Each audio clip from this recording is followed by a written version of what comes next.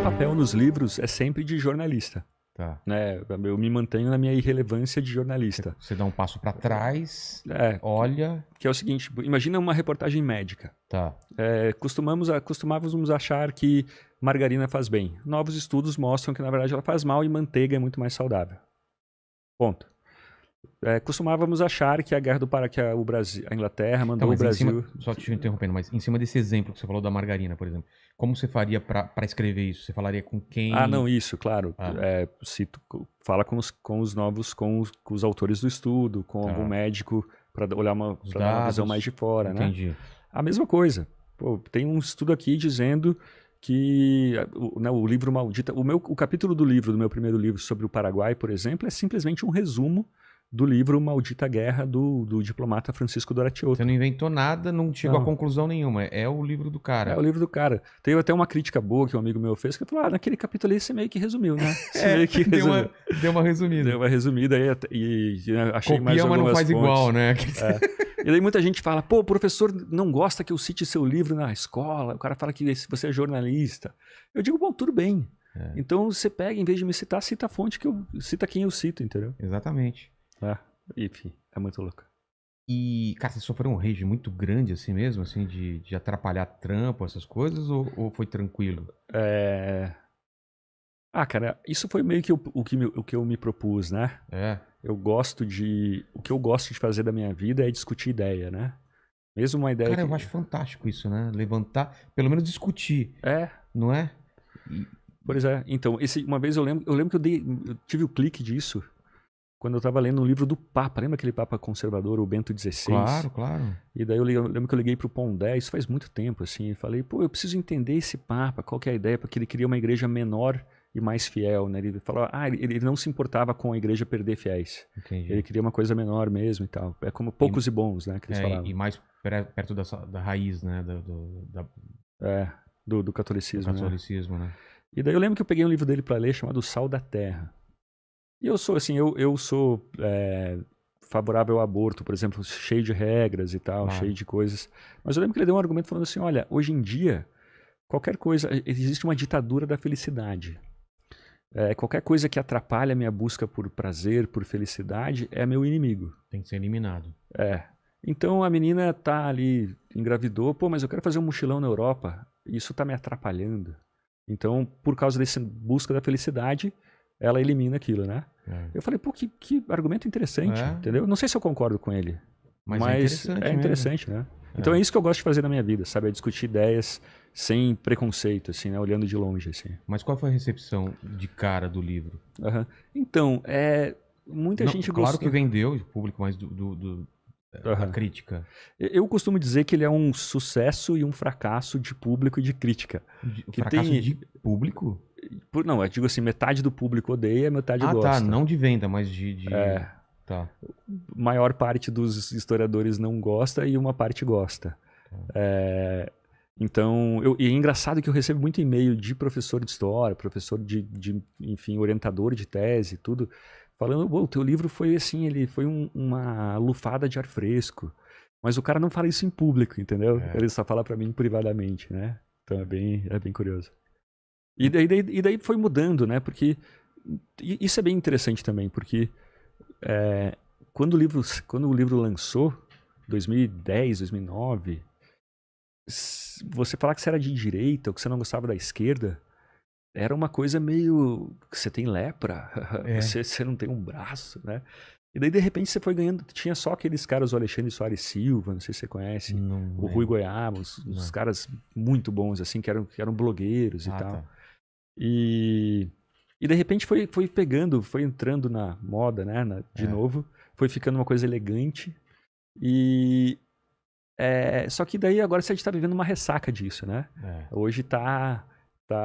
Eu vejo por amigos meus meio do centro, assim, que eram tucanos antigamente.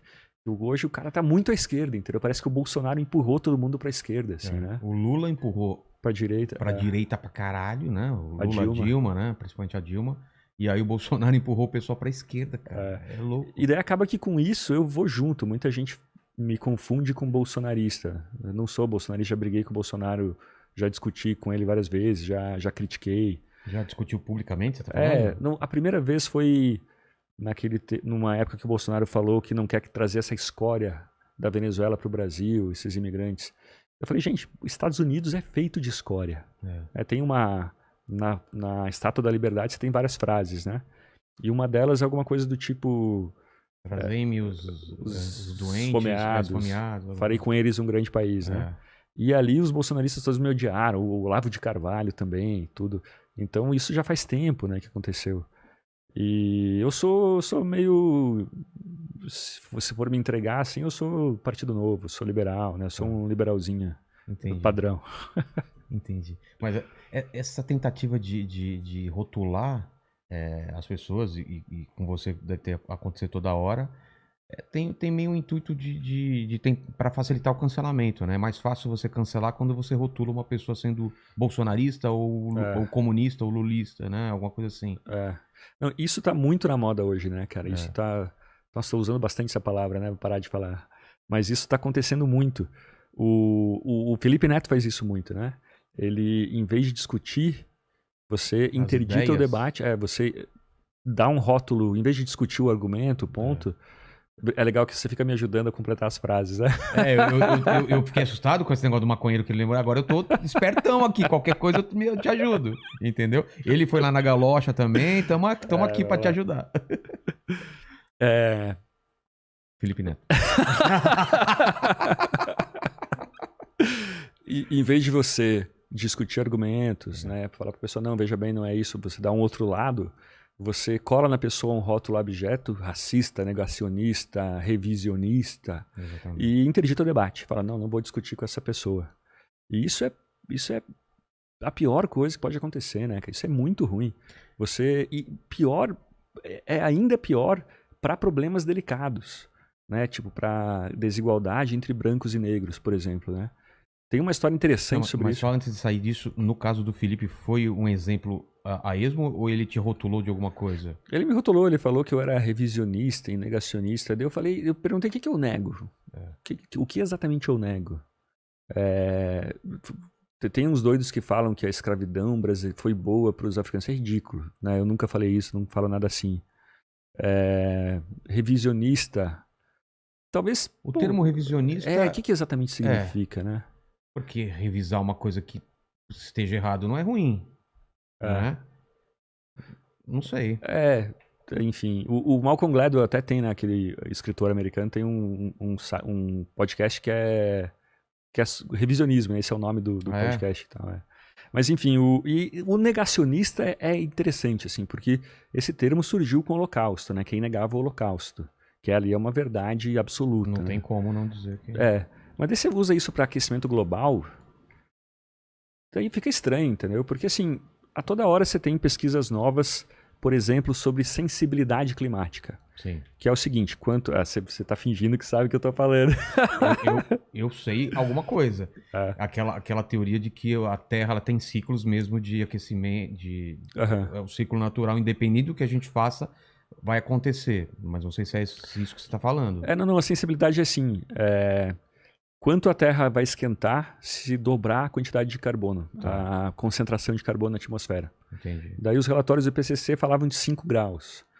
O MIT, uma pesquisa do MIT de 2 anos atrás falou de 1,5 graus. Então a coisa é variável, a coisa está em discussão. Você não pode usar o termo do Holocausto, né, de negacionismo, para aquecimento global, entendeu? Não é a mesma coisa, né? Daí você acaba... Enfim, só deixando claro que eu acho que existe, mas a solução é bem diferente do que as pessoas propõem, tá? Para mim é energia nuclear, é tecnologia, é inovação, né?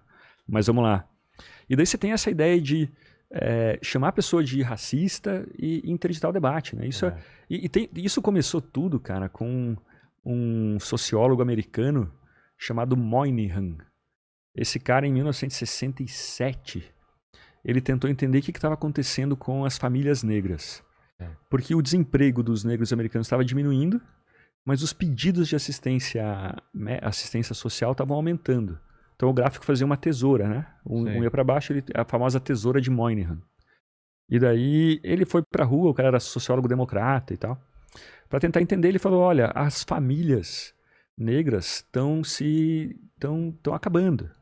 Né? Os pais não estão mais presentes. Boa parte das famílias são de mães solteiras. E em qualquer etnia, você ser criado só pela mãe tá ligado a maior criminalidade, a menos conquistas escolares. Ninguém sabe exatamente por que isso, mas tá. E ele publicou esse relatório, era confidencial para o presidente, para tentar lhe dar um jeito nas famílias e tal. Sim. E só que vazou para a imprensa e deu um escarcéu danado. Chamaram o cara diziam que ele estava culpando a vítima. Né? Até a expressão culpando a vítima vem daí. Vem de um livro, Blaming the Victim, que é sobre esse relatório. Entendi. E daí enfim, ninguém deu atenção a ele, o cara foi cancelado. Passou 30 anos, o problema explodiu, assim. Mas ninguém prestou atenção e viu se realmente era verdade o que ele estava falando, os dados, e tentou entender? Então, não era intelectualmente estimulante isso, né? Ah, tá. E você tinha uma ideia também de que o matriarcado, tem até estudo falando isso, teve estudo achando o dado contrário, que famílias com filhos só criados pelas mães iam melhor nas escolas e tal. Ah. E era anos 60, era Woodstock, entendeu? A ideia de que família tradicional é importante estava fora de moda. E você tinha... E a ideia de feminismo também, né? Porra, como assim a mãe não é suficiente e tal? Daí o cara foi meio ignorado. 20, 30 anos depois, o problema de mães solteiras em todas as etnias aumentou muito, principalmente entre os negros. E gente de esquerda, do centro, da direita, foi olhar os dados e falou, putz, o cara estava certo. E esse é o mal de você interditar debate, entendeu? Justamente em questões delicadas, assim, né? Porque, a gente precisa discutir para saber qual é a causa do problema. E para saber qual é a melhor solução, entendeu?